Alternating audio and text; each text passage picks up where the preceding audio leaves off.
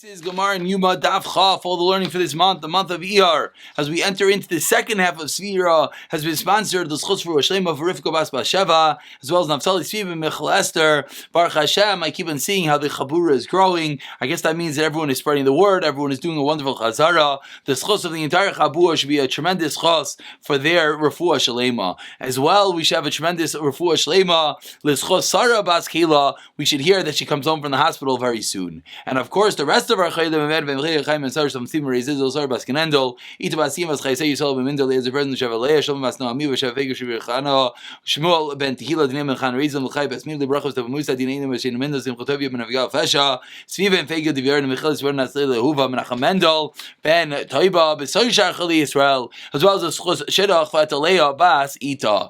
We are holding on New Testament base. We learned the Mishnah, the Kohen Gadol is falling asleep, they snap, they bang, they wake him up, tell him, get up, put your feet on the floor, and that's where we concluded. We're picking it up from there. 6 lines into the wide lines in New Testament base. They would tell him, put your feet on the floor. Amar Rav Yitzchak says, the Gemara al Chados, tell us something almost like a Chiddush. Al Chados, do something new. Mai, what does that mean? Amar la Achvei Kida. Show us Kida. Kida was a unique way of bowing. As you see beautifully over here, this is number 1. They tell him, Kohen Gadol, stand up, put your feet on the floor. We know the guy needs to sit and learn with his feet in ice water. Kohen Gadol barefoot on the marble floor. And this is different pshatim exactly what Kida means. We know it was on their thumbs. We know that it was a way of bowing. This is one pshat. Seems almost like a push-up on their thumbs. Another pshat was more like they would touch their toes and pick up more like a handstand. But that is what they would tell the Kohen Gadol, do some acrobatic motions to keep yourself awake. And they would deal with the Kohen Gadol till the time of the Shechita arrived. Tana, we learned to the Mishnah. They would not sing to the Kohen Gadol. They would not play any instruments, not a lyre, not a harp. Only with their mouth. What would they tell him? If Hashem doesn't rebuild the Beis HaMikdash, it's all the building is for naught. Meyakire Yushalayim. The elders, the distinguished Tamid Chamim, Lo Yashenin Kol Hayla. They would not sleep the entire Yom Kippur night. Why? He should hear the Tamid Chamim sitting and learning, and the Kohen Gadol would stay awake. There actually are people out of Yom Hazeh that have minhagim not to sleep the entire night of Yom Kippur. Tanya, we learned in a Brisa, like we just said, even outside the Beis HaMikdash, there were those that would do that. Zeicher leMikdash as a remembrance. Says the Gemara, but unfortunately, they would do Aveiros, meaning they would not just stay up and say Tehillim and learn. Fortunately, the night of Yom Kippur, sometimes, as we'll see right now, at the greatest moments of Kedusha, we have the worst things possible. They would do Aveiros, like the Gemara explains, Amar Abaye v'Itemer Rav Nachman Yitzchak Terguma Nardai, Tamar le Eliyahu l'Rav Yehuda, Achua de Rav Sela Chasida. Eliyahu told Rav Yehuda, the brother of Rav Sela Chasida, Amritu Amai lo Mashiach. Tell me, why didn't Mashiach come? It's Yom Kippur. Everyone's doing tshuva. Everyone's to get to kapara. Why isn't Yom Kippur here? You know what he responded? You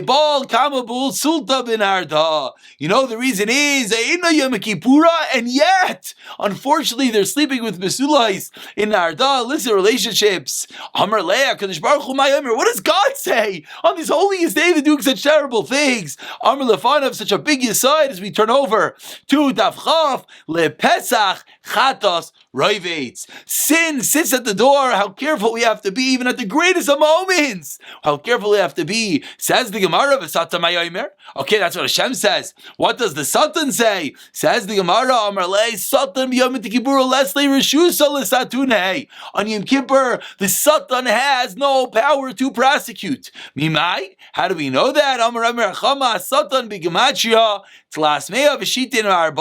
Unique. Not many times does the Gemara bring a proof from the Gematria, the numerical value of the word Shin Tes Nun. 354 says the 354 says the 300. I'm sorry.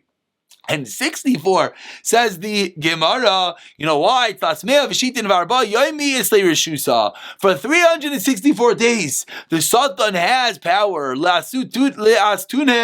in order to prosecute. However, on Yom Kippur, the Satan has no power. Which, of course, then we bears the question: if there's no Satan, then how do we do Aveiros? How are these people doing terrible Aveiros? So, of course, different Shatim. But one simple shot is that unfortunately when people are accustomed to doing Aveiros, even without the Satan pushing them, one could succumb to sin. But again, the tremendous lesson of Lepesach Chatas Roives, how one can never sit on his laurels and say, I'm good. We have to always be careful, always be on our alert in order to make sure not to do Aveiros. Says the Mishnah Daf Chaf, B'chol Yom, on each and every day, what would they do? Tarmin es ha-mizbeach. They remove the ash from the mizbeach. When would they remove the ash, says the Gemara? Bekriyas ha-gever oisamachlai. At the call of the gever, which I'm sure many people already are starting to, their brains are jiggling a little bit, that we've seen this recently, whether gever, we'll see in the Gemara, means the rooster, whether it means one of the kohanim that will call out. That's when they will clear away the ash. Bein lefana, bein la'achayrav. A little bit before or a little bit after that amount of time. They would do it earlier at Chatzos. They do it by the first watch. The Kriyas HaGever would be when Klal Yisrael was all there, it was full. So they would clean out the ash much earlier at Chatzos, which Gemara is going to explain right now. Tanan also we learned in the Mishnah, if the Evarim, if different limbs burst. Of course, we know that over the Karbanis at certain amounts of time that the Zrika had to be done, but there was different limbs that they just had to be burned. So they burnt it throughout the night. So what happens if you have a limb sitting on the Mizbeach and it pops? Sometimes you see it by meats, the little bit juice and pop. It jumps off the Mizbeach. Says the Gemara, it depends when it happens. If it's before Chatzos, got to put it back on the Mizbeach. Got to make sure it gets fully burnt. Umaylin bahem, and there's a din me'ilah. It still has a din of kachim on it. If you deconsecrate, if you use it for a mundane purpose, yoivra me'ilah. La'achar chatzos layach, so you don't have to put it back on. Umaylin bahem, and there is no din me'ilah. Says the Gemara, where do we know this differentiation between before chatzos, after chatzos? B'nahani mili amarav kasav echad aimer kolay layla. One pasuk says it's going to burn the whole night, the entire night. Vehektir should burn it on the mizbeach. Because of Echad different pasuk says it should be there the whole night, and then you should take off the ash. So that's a bit of a contradiction. Firstly, it says keep it on the whole night. Then it says take off the ashes through the whole night. What's going on? The Gemara says the pasuk means to say half the night is for hakara, to burn the limbs. The other half the night is to remove all the ashes, and that's what we're going to see, that for the first half of the night, anything that comes off, you got to throw it back on, make sure it gets fully burnt. But the second half of the night, you're able to you do not have to put it back on.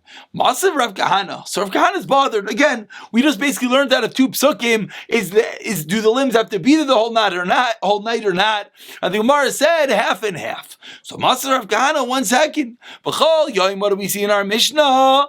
On every day they would separate ash at the time of the calling of the gever, as we'll see in a moment what that means.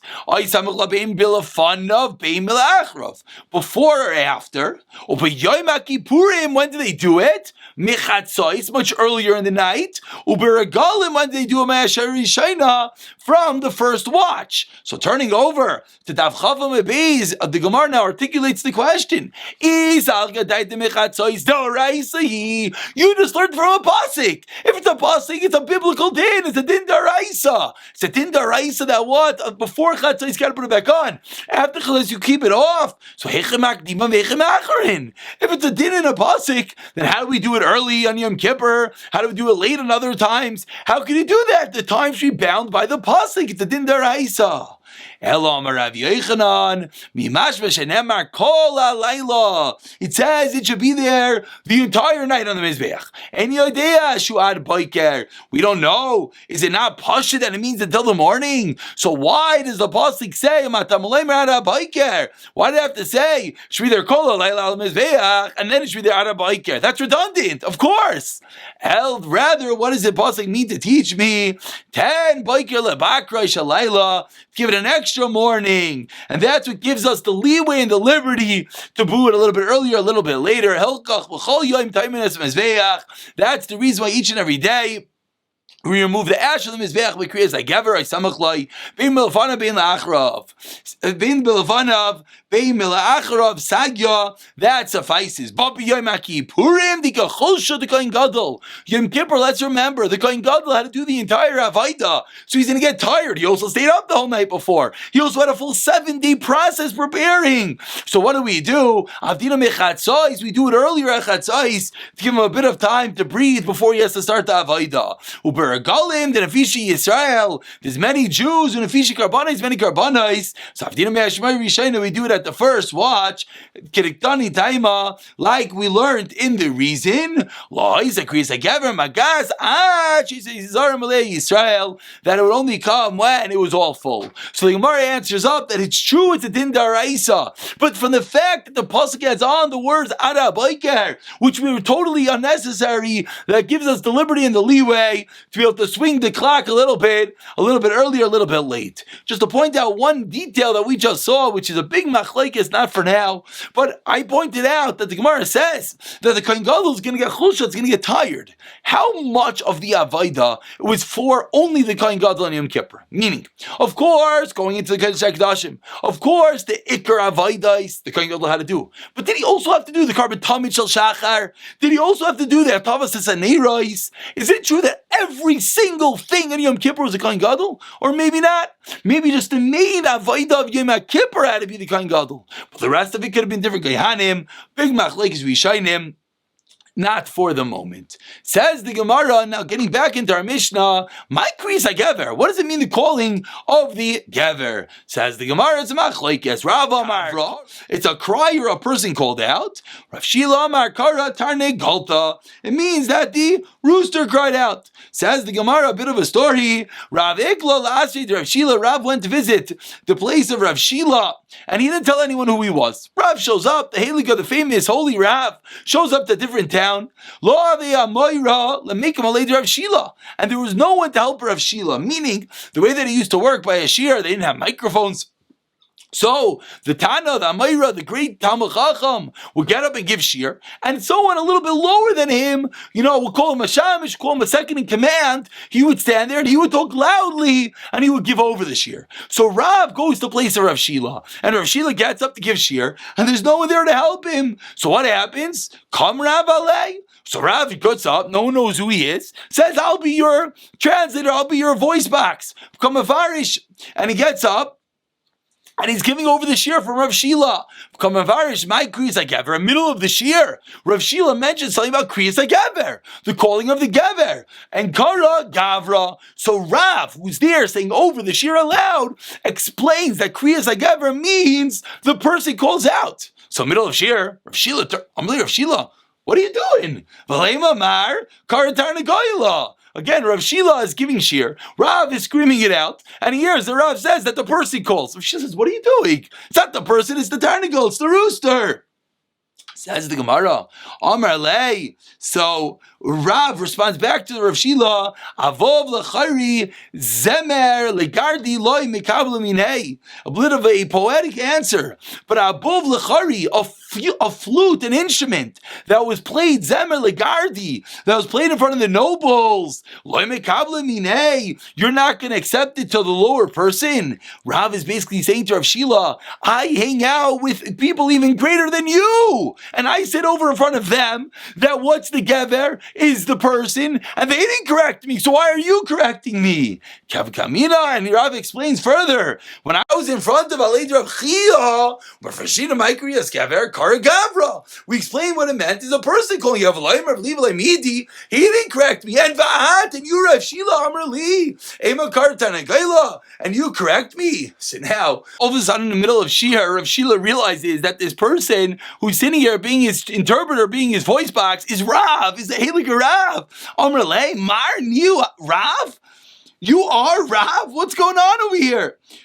No, Nachmar. So he says, Rav, sit down, please, bechavod. What are you doing? Amar Le, Rav responds, Amri Inshi, Itagrele puts Amri. People say when you start working, you should even comb his wall. Once you start, you don't stop in the middle. I started, I'm going to finish. Ikati Amri, another teretz, Hachi Amrle. This is what Rav said. Rav said, if I sit down, who's going to take over? So lower than me. We don't do that. We always ascend in holiness. We don't go down. Says the Gemara, that's a raya to exactly what this Kara Gavra, Gever, is it the person or the rooster? Rav clearly held it was a person. Says the Gemara, Tani Kavasi the Rav, Tani Kavasi the Rav Shila. Let's bring some proofs. Tani Kavasi the Rav. What's a proof? Givine Karos. There was a person named Givini, and he was a karos, he would call out. What would he say? So the Brisa speaks out that who would call out a person? And he would say, Kayhanim, get up to do your avodah. Leviim, Laduchanim, get up to Duchim, Yisrael Mamatchem. So via Kailai Nishma, B'Shalosh Barsiyos. They would hear his voice for 3 Barsiyos. So we see clearly that what's Kari Kever? It's a person. Says the Gemara, another story, Ma'aseh Agribas HaMelech, Sheyababa Deravish, Hamakayla Begimel Barsiyos. He heard the voice of the crier 3 Barsiyos. Ukshabala Beisai Shigula Matanais. They sent him presents for the wonderful job of calling out that he did. Va'afal Pikein, and says the Gemara, Koin Gadol Meshubach Mimenu. Don't think he had such a loud voice. He's such a great person. No, the Koin Gadol is even greater. The Amar Mar Ukvar Amar Ano Hashem. When he said Ana Hashem during the Avodah, V'nishma Koila B'Yericha, they heard his voice all the way in Yericha. V'amar Rabbi Rav Rav Yechon Yerushalayim. The Yericha was 10 Yud. Parsi was 10 Parsais. We'll show a map in a moment. V'aval Gav the Acha Yika Cholsha V'achalek Cholsha. And the Gemara continues the comparison, showing how the Kohen Gadol was even greater. He was weak. He was fasting. Yet his voice was even louder.